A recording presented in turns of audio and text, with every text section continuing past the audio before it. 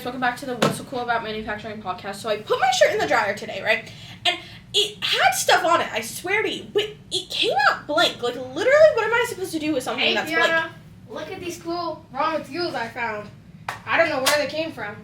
Sorry, guys, my editor just walked in. I swear I've seen these before. Fiona, and your name? Slayton Aldenberg. Nice to meet you, Fiona. Nice to meet you. So our core competency of manufacturing is in the continuous mixing, and that's a compounding system for the plastics industry. So polymer compounds and formulations to the end users who are making the products that everybody buys.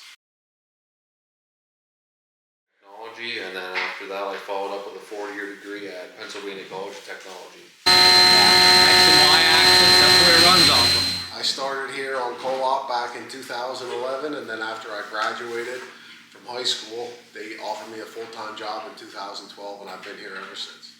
I went to the local CCTI vocational school up in Jim Thorpe, where I studied machining for 4 years up there.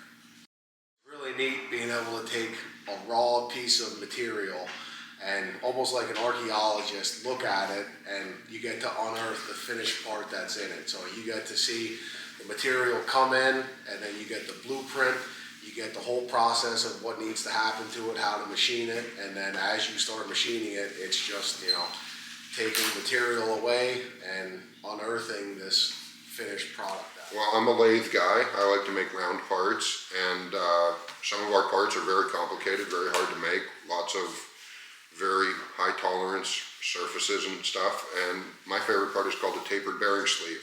I like the sense of community that it brings being part of a small company. The fact that we service our customers when they need it.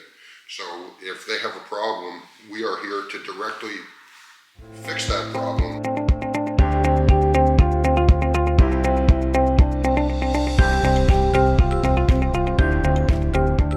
These are from TPEI. Where did you even get these? That's what's so cool about manufacturing.